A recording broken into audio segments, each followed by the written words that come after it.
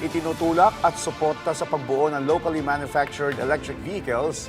Ating tatalakayin kasama si Ginoong Osric Primo Bern Kiwot, Assistant Regional Director for Technical Operations ng DOST-NCR. Sir Osric, magandang tanghali po at welcome back sa Bagong Pilipinas Welcome back! Good morning ulit sa inyong ating mga tagapanood at sa inyong padala, Sir Joshua. Salamat po sa pagpapaunlak. Sir Osric, una po sa lahat, gaano na po kalayo ang DOST sa layunin na makagawa ng kauna-unahang all-Filipino electric tricycle? Ano po yung mga pangunahing teknikal na kailangan punan bago ito maisa katuparan? Okay, so una sa lahat, no, marami na talagang nagawa actually si DOST na napondohan at sinuportahan ni DOST in terms of yung ating move, no, for electric mobility. In fact, way back in 2011 pa, may mga nasuportahan na tayo ng mga projects, no, na including na yung hybrid electric train, if familiar kayo, hybrid electric road train, yung advanced AGT na program. Matagal na to, at more than 10 years ago na pinondohan na natin to. And available and readily available naman talaga na siya, no. So, na ngayon, just in around 2020, 2022, na-establish naman natin yung ating isang nicer R&D facility, no. Ito yung naitayo sa Cagayan State University, doon sa Tugigaraw. Yeah. So, tinayo natin ito para talaga pag-aralan kung paano talaga gumawa ng particular na electric vehicle. So, sinimulan natin yung sa e-trikes muna. Yeah. Kaya, ito ngayon, ready na siya, available na siya, and we're looking now to deploy it all over the Philippines. So, basically, meron na tayong mga converted trikes. Kasi, na-mention ko last time na napunta ako rito, no, na yung converted trikes kasi natin, yun ang pinakamabilis na i-embrace kasi ng mga transport system natin, transportation sector natin. Kasi nga, hindi ganun kalaki yung investment requirement for that.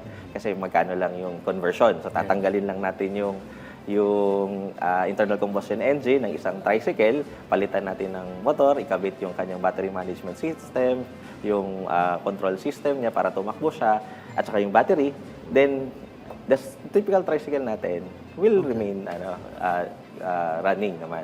Sir Osric, you mentioned na yung mga, hindi ito yung una no? Merong mga e-trains, e-vehicles pa na nauna na napondohan at are these commercially available na? Or if hindi siya commercially available, ano na yung, are they available do sa market para naman bilhin ng mga particular na gustong gumamit sa kanila?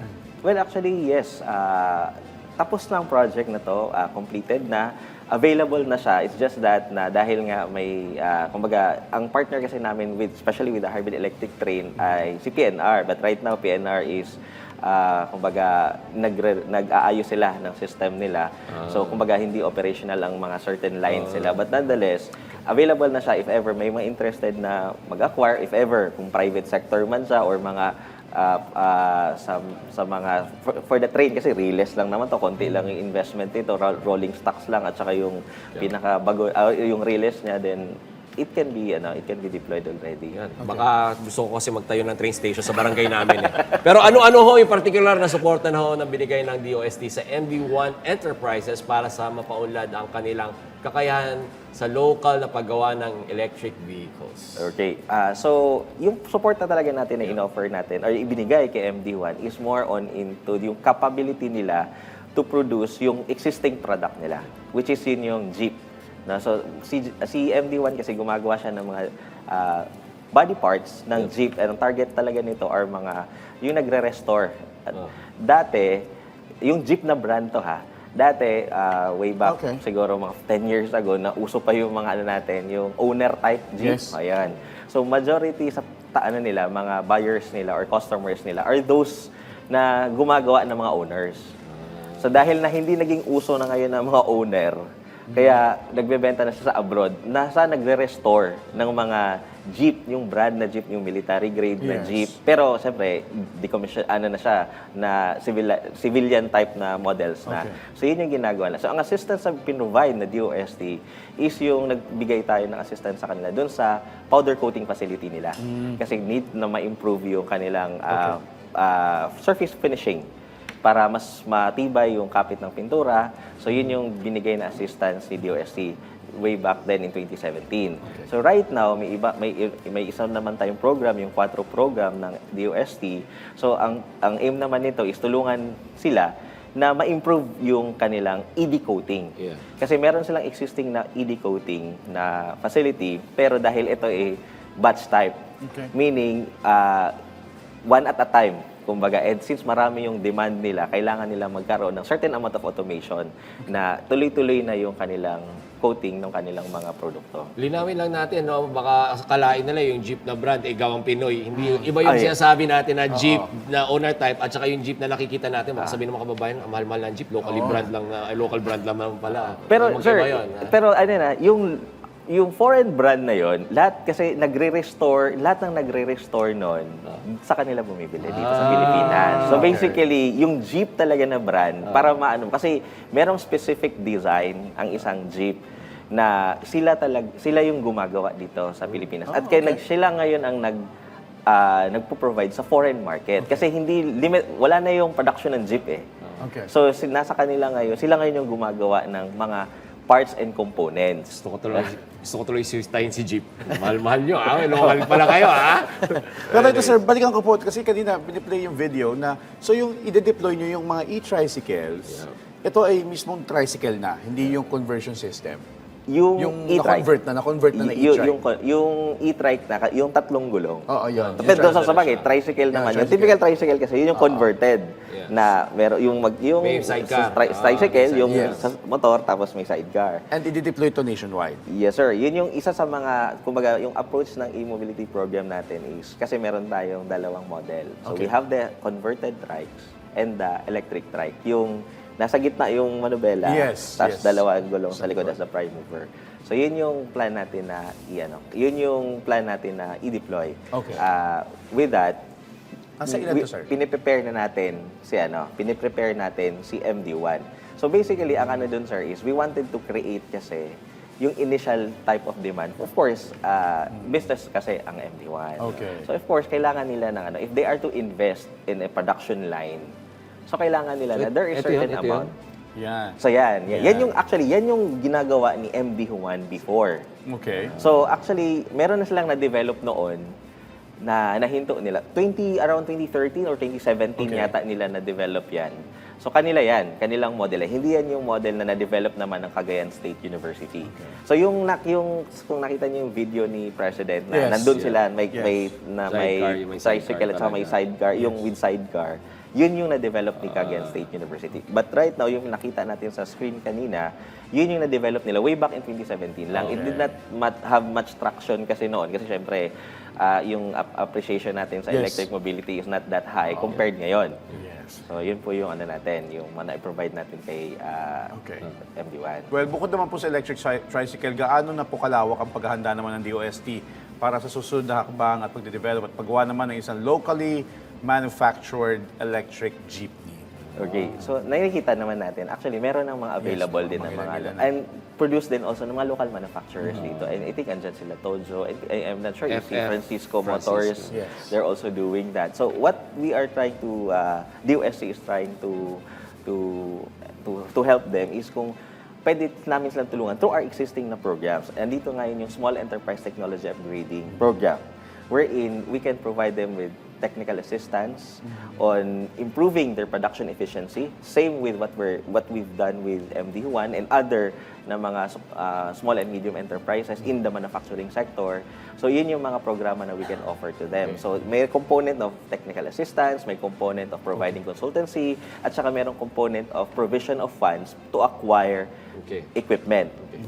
So, Sir Osric, kung ang DOST ang tatanungin, ano yung mga gusto nyo components na dapat dito na, lalo-lalo na for electric vehicles, na dito na minamanufacture sa Pilipinas, imbis na ini-import pa natin? Okay.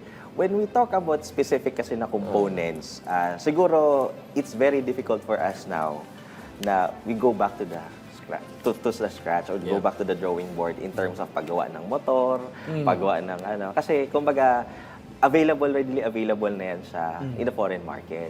So what we're trying to do is import this and have it manufactured here. Yung value adding ba? So meaning, bibili ka ng motor, so mas mura siya. And have the manufacturing done here in the Philippines, wherein finished product ang lalabas. Ang import mo are not finished products, pero raw material lang siya, kumbaga. Okay. And then dito natin gagawin lahat ng value adding activities to make it a final product, which is itong tricycle natin, yung e-trike natin. Well, with all this being said, Sir Osric, paano naman makakatulong itong lokal na produksyon ng electric vehicles sa pagbawas ng pagdepende o pag-rely ng bansa sa imported petroleum products at sa pagpapababa ng gastos transportasyon sa pangmatagalan? At paano natin di mahihikayat yung ating mga kababayan na mag-transition nga dahil ang dilema nila, yung kanilang hesitation, iba pa rin pag yung traditional na makina. Yes. Well, actually, in the National Capital Region, isa tayo sa may pinakamataas na consumption, especially our transportation sector, ng fuel dito sa sa Pilipinas, no? So, what we are trying to do is we are trying to have these tricycle drivers and operators experience the use of electric vehicles. In fact, we had a project, or we have an ongoing project with Pasay LGU. So, meron tayo mga na-convert na mga electric tricycle doon.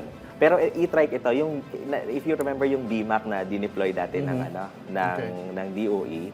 So, merong mga BMAC na may project kami on charging in minutes, no? Okay. So, with UP Diliman. Nag-develop si UP Diliman ng isang charger that could charge ang isang electric trike within 40 to 50 minutes. 40 to 50 minutes. Full charge yan. Full charge. Kasi ang 0 normal to 100. charging, yes. Ang full charging, normally, mga 3 to 4 hours yan. Diba? 7 hours. Sa isang, or more than that. So, with that, na-experience sila na if converted sila, gumamit na sila ng e-trike, mas tumaas ang net take home pay nila. Yes. Kumbaga.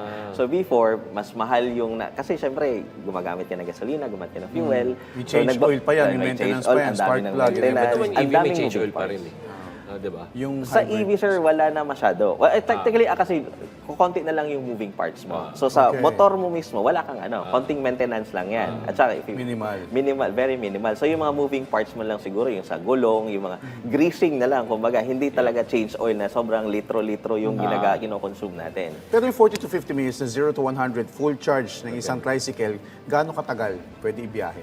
Sir, ang ano natin, Range. 70 kilometers kasi 70 kilometers range. yung Yes, range. sir. Yung range So, natin, 70 70 kilometers. kilometers yung pwede. And normally, kung nandito ka sa Metro Manila, ay hindi naman siguro umaabot ka ng 72 kilometers. Yung 70 kilometers ba na yan, yun yung true 70 kilometers. Kasi pag bumibili ka ng EV ngayon, merong ang sinasabi ng dealership, estimated range or parang Up to. yung manufacturer range, di ba? Yes, Pero pag chinek mo, hindi naman 70 kilometers doon, di ba? Para ano. So, sa e-trike, 70 kilometers. Ito sir, na test ng ating Cagayan State University, yan yung kanilang True 70 range. 70 kilo range talaga nila. Hindi siya per computation. So, eto naman ang totoong tanong. Ito ang bottom line question natin, Sir Osric. Mayroon bang sapat na teknolohiya, skilled workers, research facilities, at manufacturing capacity ang Pilipinas para magkaroon ng sustainable local EV industry? At ano pa yung mga kulang na teknolohiya natin or mga challenges natin pagdating dito sa industriyang ito? Okay. So, masasabi ko na halos lahat ng kapasidad nandito na sa Pilipinas. In fact, we've been providing na mga local parts na mga main brands natin dito, di ba? So, yung mga hood natin, yung mga side panel ng isang sasakyan natin ngayon dito, I'll mention ba? Pwede ba may mention yung names nila? So, si Toyota, si Mitsubishi. Okay. Through the CARS program natin, di ba, nag-enroll sila. So, may mga parts si Mirage, si Vios, na dito na talaga sa Pilipinas ginagawa. Dati, darating siya dito, buong hood, buong pinto, mga panels. Ngayon, darating na lang dito, raw material, dito na ginagawa yung stamping, yung process, and then ina-assemble siya dyan sa Mas mura. planta nila. So, Sa mas naging mas competitive, mas kaya nating pamurahin. Okay. So, with that, dito, mas naging competitive kay sa mga major brands. But Okay. if we are to look into the local capabilities natin, kaya natin because we're already providing them those kinds of services. Now, how can we not do itong electric vehicle natin na the technology is with us, the design is with us, we just need to have yung demand. Kasi right now, we are trying to establish ngayon yung demand ng mga users natin, the local government units, yung typical na Filipino, and those na nasa gumagamit ng e-trikes. So that, ma-encourage ngayon yung ating mga investors to invest in manufacturing electric vehicles. Kasi in the pag Philippines. pinag-uusapan natin yung demand, may demand talaga for local electric vehicle. In fact, kaya nga may influx ng mga iba't ibang mga AVs from other countries. No? Pero ang hinahanap siguro ng mga local manufacturers natin, yung kumbaga, order muna kayo, tsaka namin i-manufacture para maging sustainable. Similar to the Bayanihan SIM project natin. Okay, yes. Anyways. Well, paano naman po masisiguro ito ng DOST na magiging abot kaya at practical sa mga driver at operator ng locally manufactured electric tricycles? Ayun. Yun yung rason bakit we are trying to work with mga private entities katulad ni MD1, Utitco Motors, sila Agricom, yung mga na-license, kumbaga, ng ating Cagayan State University to do the mass production. Kasi, if sila na yung gagawa, at especially with the capability of MD who want to do, may magkakaroon siya ng economy of scale, kaya niyang mapamura. Kasi kung isa-isa lang actually bibili yung ating mga tawag ito, mga yung mga tricycle drivers, yung cost kasi ng importation ng raw material, syempre mas mataas yon ngayon. Yes. Kasi isa-isang bumibili ang mga tricycle drivers or mga LGUs, hindi siya ganun kadami. But if marami na establish natin yung numbers, kaya mo ngayon ibaba yung cost kasi instead bulk na bulto na darating kasi bulto yung mga na. raw materials natin. Okay. And then yung manufacturing, may linya ka na talaga na dedicated for that.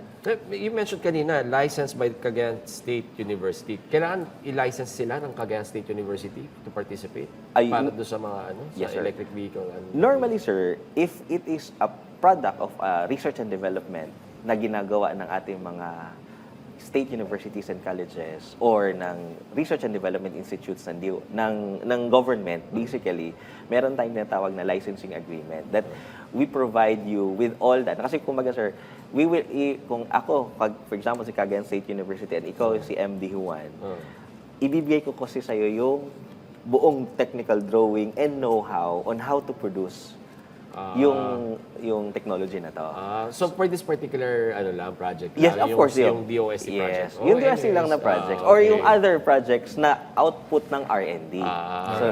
So Kasi yun po balak yung ko magtayo ni Diyos ng sariling EV. Akala niya, kailangan pa niya magpalisensya sa hindi naman. Cagayan Basta State. if you use yung technology. Anyways, maraming salamat po sa inyong oras. Sir Osric Primo Bern Kibot, Assistant Regional Director po for Technical Operations ng DOST NCR po. Thank you, Maraming Sir salamat Osric. din sa inyo.